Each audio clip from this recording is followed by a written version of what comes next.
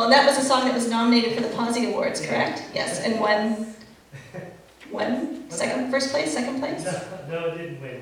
Nominated. It was either second or third, but they won't tell me. Oh, okay. Second or third. Yeah. We'll say second. Yes. That's like in the Grammys, where they announce the nominees, but then you only find out who actually won. Great. Okay. So our theme for this month is power.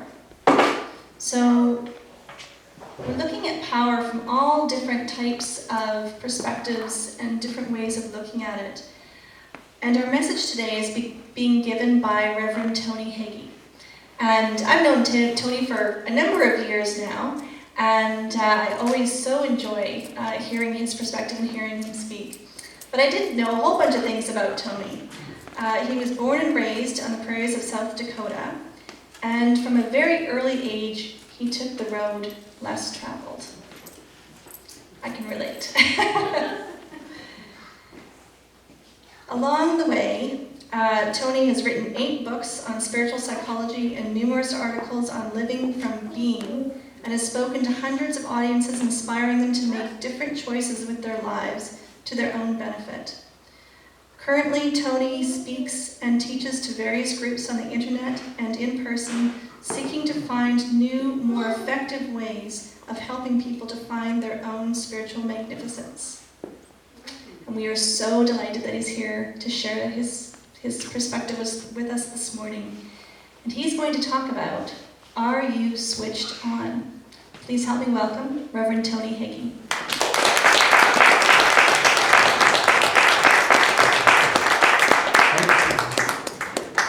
Am I switched on? Yes.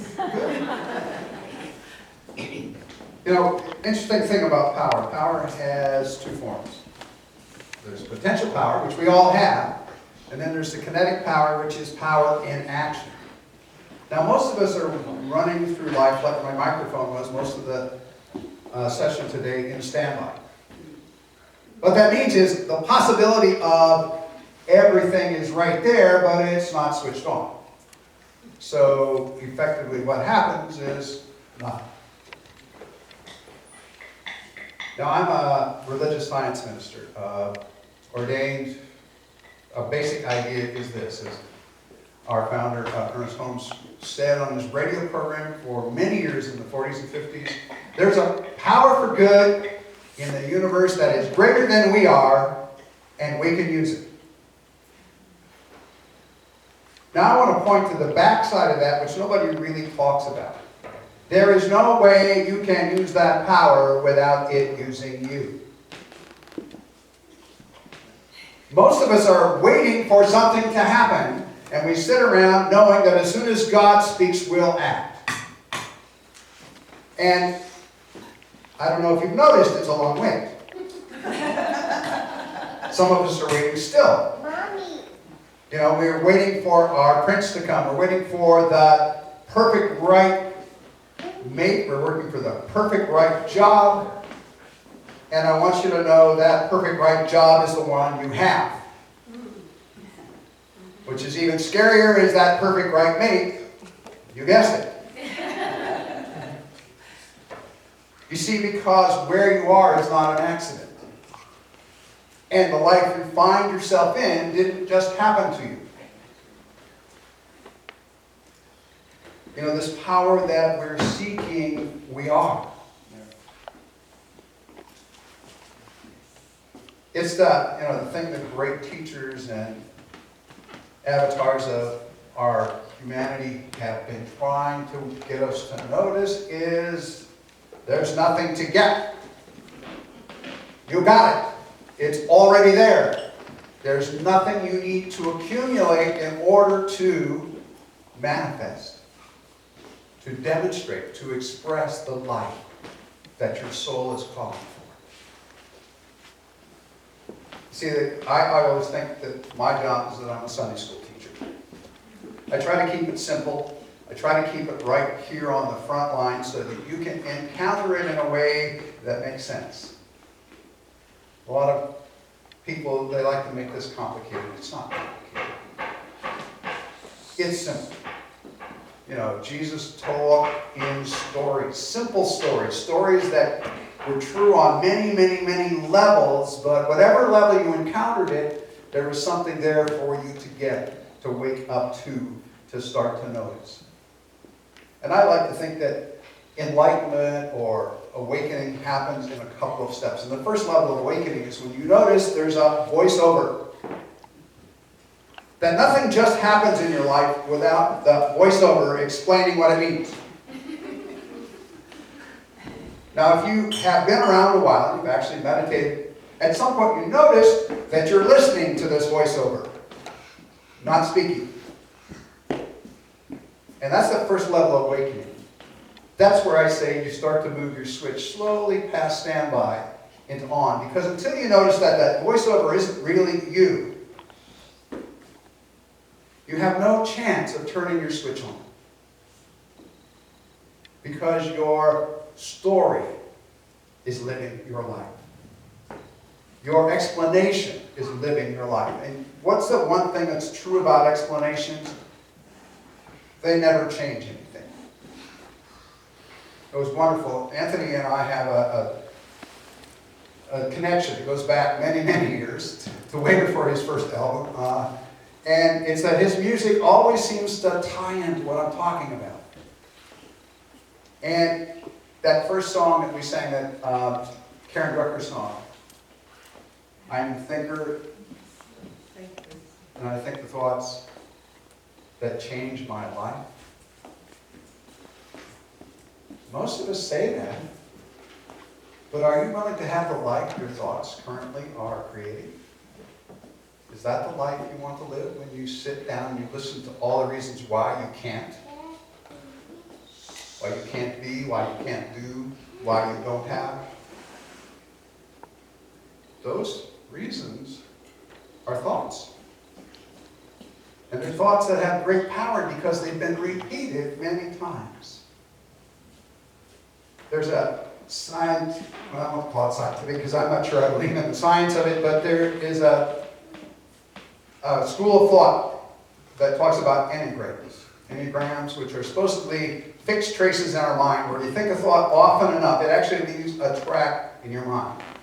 And it's like anything else. How many of you have gone to, I went to San Jose State University as an undergraduate, and while I was there, they tore all of the sidewalks out, planted everything in grass, and waited for the students to create the sidewalks. Because they decided rather than continually try to force the students to walk where the architects decided the sidewalks would be, they would put the sidewalks where the students walked. And because, once you see a path in the grass, don't you just kind of walk in it? How many of you are skiers?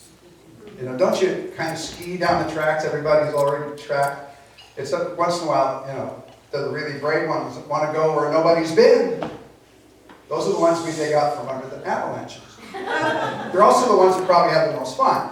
But it's that process of possibility which doesn't have to go where you've always gone that we're talking about today. That you don't have to think the thoughts you've always thought, but you actually have to choose to think something else in order to not do that. You see, it's a very conscious decision to turn your switch on, to access the power that's greater than we are, that is here for us to use, because we have to openly and consciously surrender ourselves to its use.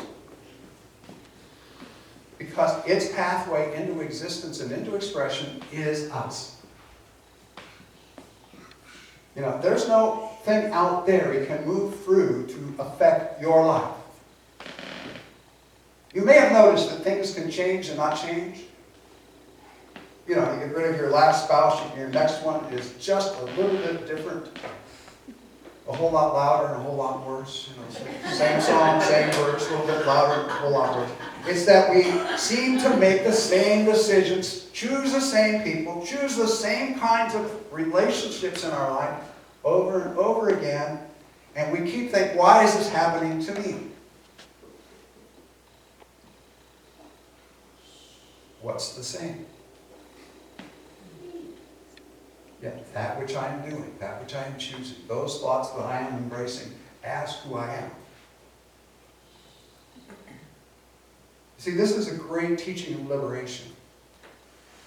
This possibility that you could actually, at the point of time where you exist, choose a new line of causation that has never existed before for you, and initiate it and surrender into it and allow it a pathway to expression.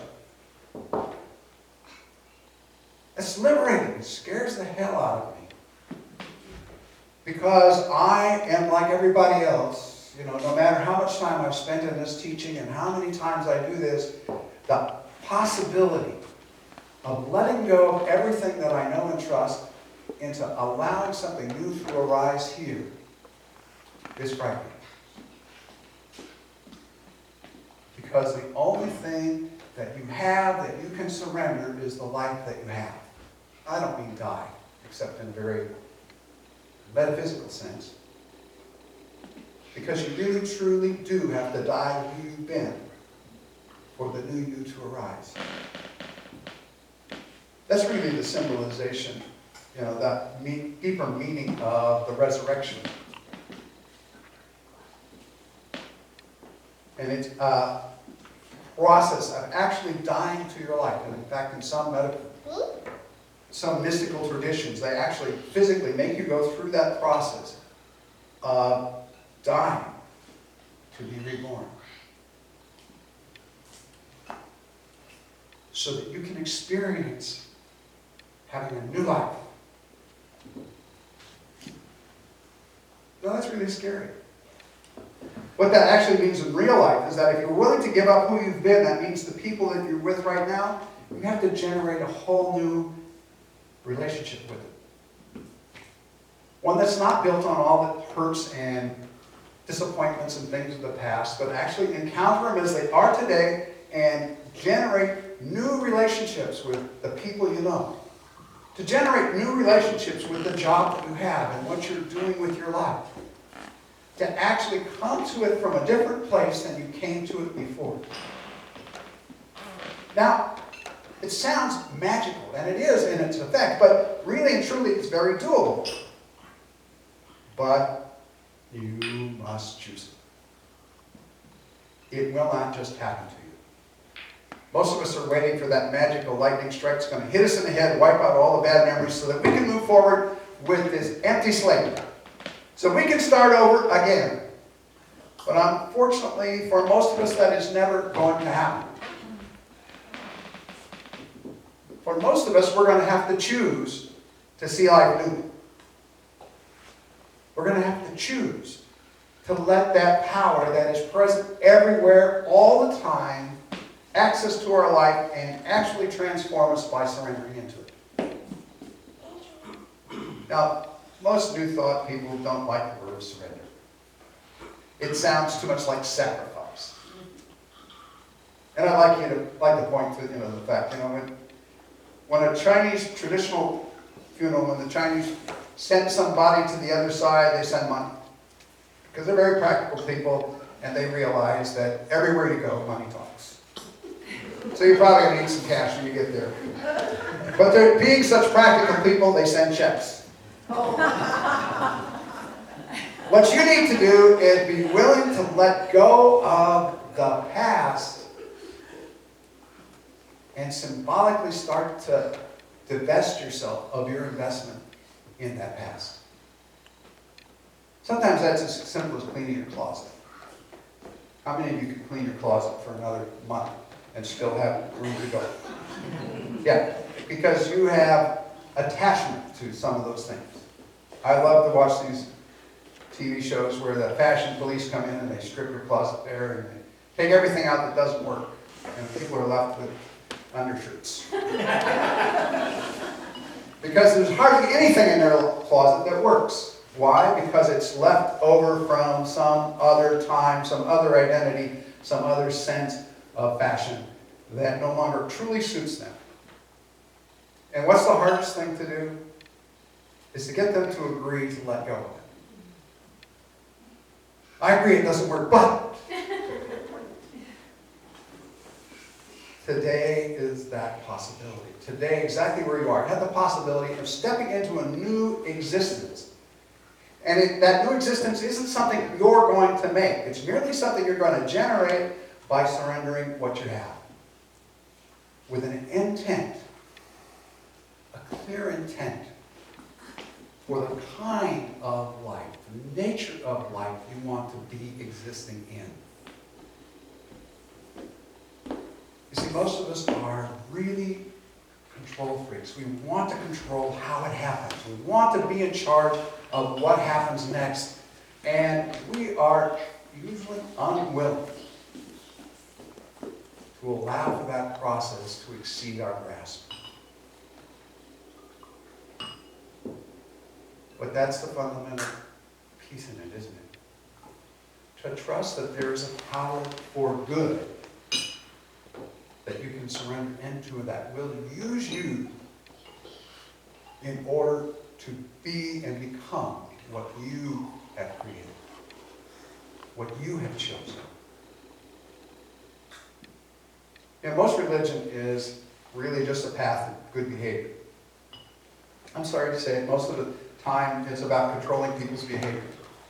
Do the right things, act the right way, do this, do that, and then you'll be okay. Someday. You know, if it's not working out now, don't worry, it'll be fine someday. And that's not what I'm talking about. Because you are a free, independent, creative aspect of the one. And there is nothing denied you. There is no way you must be. There are no acts you must perform. There is nothing that is necessarily required of you. Because if you choose to wake up, you may. And if you choose not to, still within your purview. Still okay. It is not that you must. One of the things I hate about New Thought is that we get into such a fervor about how great it is to be awake that we're going to wake you up whether you want to or not. We're going to fix you, don't you worry. I have no interest in fixing you. I have no desire in having you be what you don't want to be. Or to change what you are totally comfortable with if that's your choice. My whole intent is to wake you up for a moment for you to notice, oh, there is a choice here, and that you choose. Having chosen, that's your bag. It's really okay with me. You know, I have no investment in everybody going to heaven. Because I think we're here already, but that's my personal take. This is it. This is what we signed up for. Today I want you to wake up and notice. Is your switch on? Or are you just waiting for the script that you've written already to play out? Today, I want you to just notice if you're hearing the voiceover or are you thinking you are the voiceover. Is that conversation something that's playing independent of you now? Or are you actually making it up as you go? At that point, you have a choice. That is what your switch looks like. And once you see it, you can choose it.